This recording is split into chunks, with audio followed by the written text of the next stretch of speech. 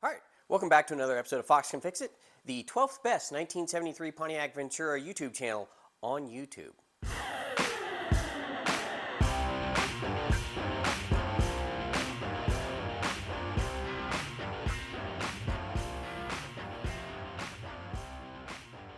Today, we're going to talk about fans and fan clutches, specifically mechanical fan clutches. Older cars in the beginning had 4 blades, in fact, maybe even 2 blades. This is an earlier one. This is off a 62 F100, typical 4-blade. And they did not have fan clutches, so these sound like school buses. Then, they had a great idea. They said, let's go with 5 blades, and let's make them unequal. These are far. This was an attempt to cut noise down, believe it or not. But it didn't work that well. Still no fan clutch. 1-to-1 ratio on the water pump, driven by a belt. Finally, they said, hey, we're trying to get better about emissions. They came up with fan clutches, okay? Fan clutches. It's really more of a fan torque converter. There's 2 basic types that we're using in the automotive industry I'm not in the automotive industry, I have a crappy channel. Okay, there's 2 basic types that they use. There is a non-thermal and a thermal. Non-thermal will not have this coil on the front. See the coil? Look at the coil. Look at the coil. A viscous will not have this little coil. It will just be this brass colored portion. Sometimes it's not always this color, but it will just be this with no coil. And the way those work is simply off the viscosity of the fluid that's inside it. At slow speed, it turns 1-to-1, so stoplight, car not moving, lower engine speed, it knows it needs to draw as much air across that radiator as possible to keep the car cool. At higher speeds, what it does is that fluid does whatever it does, and it decouples. And it will spin at maybe 30 to 40% of engine speed, maybe a little less, but probably somewhere in that 30% range. So that this engine is not trying to go 1-to-1 at higher RPMs when you've got plenty of air coming across the radiator anyways, and the fan's not as necessary. The other style is thermal. You can tell it's thermal because it has this coil. Look at it. Look at the coil. Which essentially, you're saying, that looks like a choke coil. You're exactly right. Except it works 100% the opposite. Well, not really. Okay, it works pretty much the same. However, on a choke coil, it's mounted here, and this part would move, and move your choke lever, okay? On a thermal fan clutch, this is held steady, and when this bimetallic spring gets heated up, it actually moves this center pin, and that center pin opens veins inside here, which allows more or less fluid to move. 2 different ways to do it. So, just fluid, which isn't going to be as good because it's only speed dependent, not temperature dependent at all, or thermal, which is temperature dependent and can get it down to, I think, under 20% of engine speed when it's wide open, depending on which one you have. There's heavy duty, there's light duty, there's all kinds of stuff. But basically, the thermal ones are the better of the 2. My 1973 Pontiac Ventura did not come with one, so it sounds like a school bus. It's as fast as a school bus, but I think we can make it quieter than a school bus. Faster? I don't think so. All right, so what that requires is an entirely new fan as well. You've got to get a fan set up for a fan clutch. And really the only difference is this big hole in the middle here, because this has to go through here, okay? And the fan will mount to those 4 holes. 1, 2, 3, 4. If your car never came with a fan clutch, just make sure you get the right rotation and the right diameter so you don't hit your fan shroud and so you're still drawing air across the radiator. If you get the wrong rotation fan blade, and what I mean by that is the wrong pitch. Your original fan has to be pitched this way with this side towards the radiator. Fan blade pitched the same, so it's going to draw air across this way as it spins. You can get reverse rotation with serpentine belts and other things that will drive the water pump the other way. This fan blade would need to be pitched the other way because it's going to rotate the engine the other way, or at least the water pump. Make sure you get the right pitch based off of what you already have. Make sure it's the right diameter so it does not hit your fan shroud. And there you go.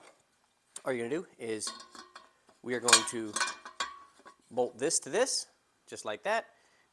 This is going to take the place of the fan spacer, and that's it. It's pretty easy. So how do you know when you have a bad fan clutch? Okay, thermal fan clutch, if the coil's missing, bad.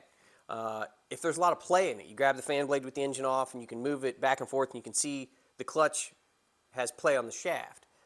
It's bad. With a thermal fan clutch, engine off and hot, you go to spin it, it should have a lot of drag. Engine off and cold, it should not have a lot of drag. Non-thermal fan clutch is completely RPM dependent, so ways to check to see if that one's bad would be, is it leaking fluid? Is there a lot of bearing in play? Is it noisy? If it's noisy, it's probably not working. Meh. So if you went from not sounding like a school bus to sounding like a school bus again, it's probably bad. That's all I can think of for ways to tell if you have a bad fan clutch. I'm sure I've missed one or two or three or half a dozen. If you know other ways that I didn't mention here, drop me a note in the comments. If you have any questions about the ways I mentioned here, drop me a note in the comments. I'll answer it for you, no problem. Or I'll at least say, I don't know. All right, on to putting the fan clutch in. Let's go. First things first, what we need to do is get the fan bolted to the fan clutch. This side of the fan clutch that has the coil on it or that has this non-mating surface goes towards the radiator. Look at your new fan blade. See which way goes towards radiator. Here, right here. Get that on there. Flip it over. And this one happens to be a dual bolt pattern. So we need to find the holes that line up on this. Just like that. And then you need to get it bolted in. All right. And we're ready to bolt it to the car. Let's go. All right. It's not really a tricky part to this process at all, except getting maybe past your fan shroud. What we're going to do is we are going to bolt our fan clutch to the front of our water pump right here. It lines up with the center pin, so there's not even an alignment issue. All you really need to do is make sure that your bolt holes are lined up. And you may have to loosen a belt or two so you can wiggle that pulley around, get everything lined up. But fairly straightforward. I'm going to bolt it on, then we'll fire this thing up and see what happens.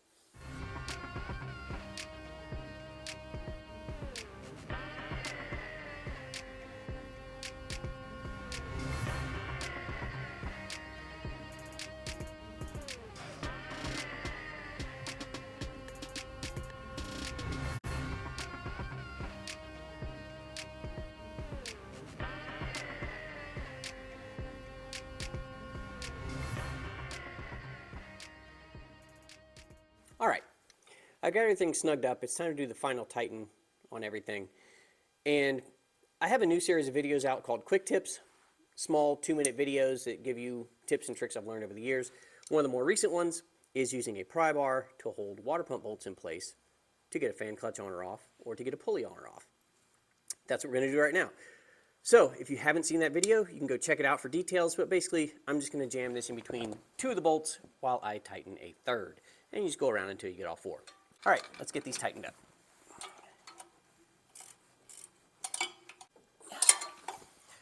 Last thing to check is make sure that the bolts that you bought that hold the fan clutch onto your water pump pulley do not contact the water pump in a way that's going to keep it from spinning. You just look behind the pulley here. I've got a good 1/4 of an inch of space. They're not going to ever touch it anywhere, so we're good there, but make sure you buy bolts that are not too long so you don't contact your water pump. It's been an issue before. I bought too long of bolts, and then you can either do the dumb thing and use lots of washers, or the right thing and buy new bolts. I used washers. All right, let's fire this up and see how it works. Got it running now. Everything seems to be going good. No strange noises other than the usual ones on this car. And as you can see, we've got plenty of space between the fan and the shroud. You can see that's not wobbling at all, so we've got everything centered in the line good. And I don't know if you can tell, it doesn't sound like a school bus, or it sounds like a smaller, less powerful school bus, which is really what we were going for. Let me get out here where you can actually hear me. I don't know if you can tell the difference, but I can already tell it's a lot quieter than it was before.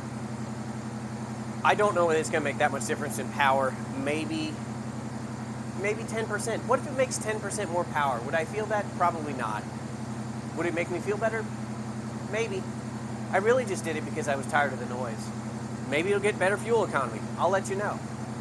What I can tell you is I'm going to take that nice fender cover off. I'm going to close the hood and I'm going to go take it for a test drive. Thanks for watching. Give me a like, give me a comment, give me a subscribe, and we'll see you next time.